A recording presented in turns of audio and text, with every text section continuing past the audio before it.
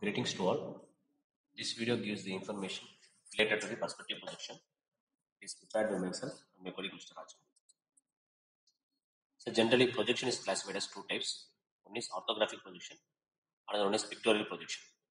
A perspective projection is an example for the pictorial projections. A perspective projection is a three-dimensional representation of an object. There are two ways in which we can draw the perspective views. One is visual ray method, another one is vanishing point method. Under the visual ray method, we will have two types. By using the top view and front view method, we can draw the visual ray. We can draw the perspective view. In another one, with the help of the top view and the side view, we can draw the perspective view.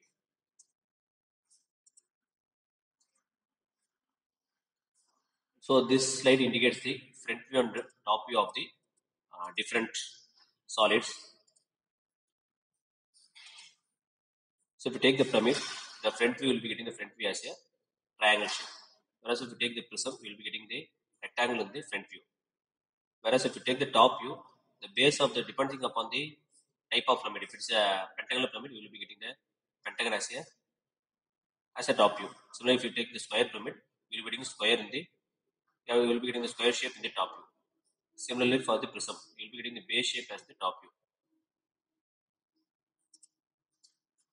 Whereas in cylinder and cone, we will be getting the front view, will be getting a rectangle shape for the cylinder and a circle shape in the top view. Whereas when you go for cone, you will be getting the triangle shape in the front view and a circle in the top view.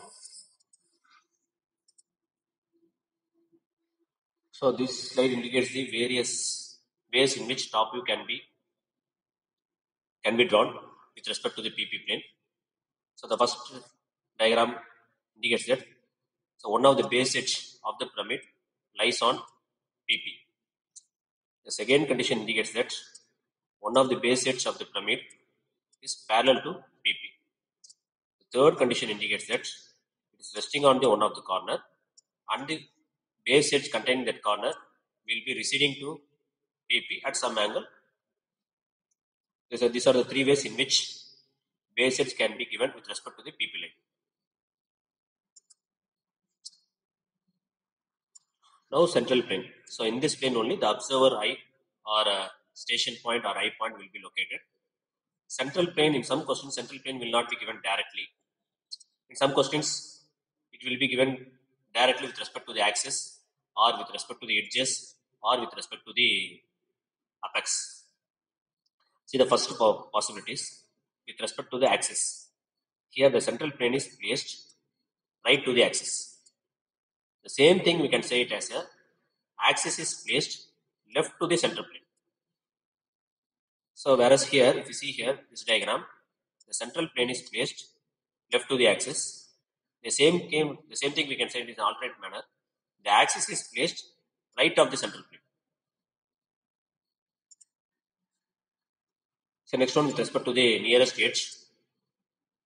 So the central plane is right of the nearest edge, whereas central plane is left of the nearest edge. So another condition will be given with respect to the axis. The central plane may pass through the axis. So these are the three possibilities in which question will be given with respect to the central plane. So in the central plane only we will be getting the station point or observer point or eye point. So now let us see how to draw the perspective view by using the top view and front view method. The first step is draw the PP line. Now draw the top view of the object with respect to the PP position. So now I have drawn the top view. Here the base edge is parallel to PP and some distance behind the PP. So this base edge is parallel to PP line and some distance with respect behind the PP line. So from the top view, project all the corners as well as the apex. Draw the front view. So in this line only you will be getting the point A dash and D dash. Similarly here only in this line you will be getting B dash and C dash. Here you will be getting the apex. So all the front view will be rested on the ground plane. So you have to draw the front view from the ground plane line. So next one, locate the central station point S and S dash both has to be located in the central plane. As we discussed earlier, central plane may be located left to the axis or right to the axis, left to the nearest vertical edge or right to the vertical edge. So by drawing the central plane line, first draw the central plane line, then locate the station point S. S has to satisfy two conditions. One thing is, first thing is it has to be located in the central plane, and second thing is it has to be located in the in front of PP distance.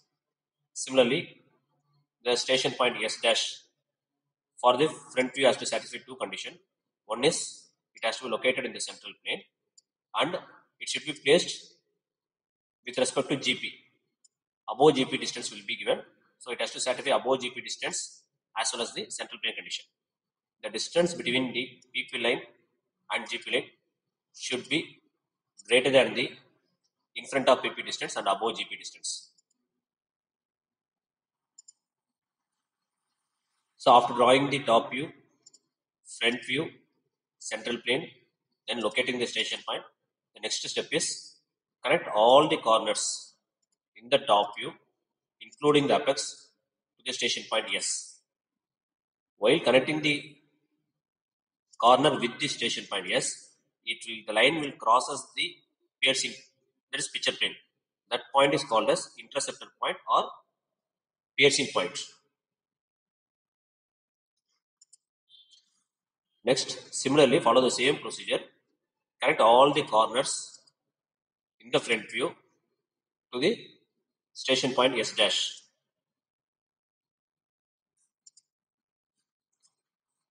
So from each interceptor line or piercing point line with the picture plate, draw the projector vertically till it meets the line joining the front view of the corresponding point and S dash to get the perspective view. See here, this is the line which is drawn from the corner P in the top view and is connected with S dash. It crosses the picture plane here. From here, draw a vertical line. This line should be perpendicular to the PP line. Draw a vertical projector line till it reaches the line which is drawn from the B dash to S dash. It will intersect at one point. That point is called as, name it as a capital B. Similarly, look here. So this is the line which connects between the corner D and S. It crosses the, or it pierces the, or it intercepts the picture plane here. From here, draw a vertical projector. This line should be perpendicular to the picture plane. So draw this one till it reaches the line which stands between the D dash to border S dash. So we will be getting capital D. Similarly, find out all these remaining corners as well as apex. So join all the base edges, all the base corners. Similarly, connect all the corners with the apex. So this is the procedure to draw the perspective of the solid by using the top view and front view method. So next we will discuss the procedure to draw the perspective by using the top view and side view method. First draw the picture plane line. Next draw the top view. Depending upon the condition will be given with respect to the PP line.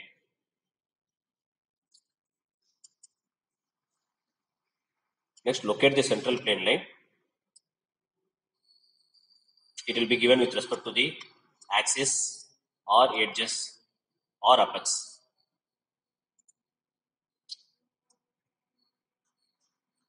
Next, draw the side view such a way that this central plane line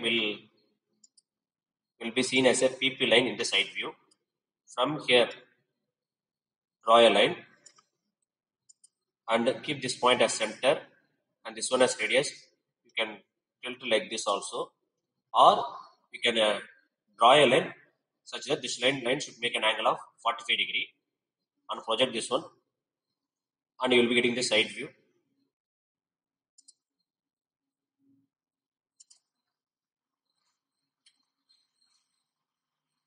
So after completing the side view, locate the station point. Point S, this is a station point for the top view. S double dash is the station point for the side view. S should be placed in the central plane as well as it has to be satisfied in front of PP distance. The distance between the PP line and the station point will be given in the question.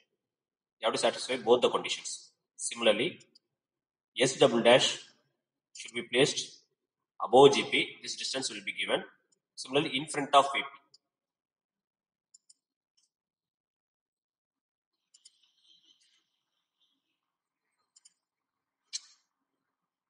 So correct all the corners in the top view, including the apex, with the station point S. Similarly, connect all the corners as well as the apex with the station point S double dash. So find out the interceptor. So this is the interceptor point in the horizontal PP line. These are the interceptor point in the vertical PP line. So from each interceptor with the PP, draw the projector vertically. This is the drawn vertically from each interceptor point till it meets the line joining the side view of the corresponding point and S dash to get the perspective view. So from here, draw a vertical line. I draw a line here. So in this line only, I am going to get the point D. This is the interceptor point. From here, you have to draw the horizontal line. You will be getting point D here.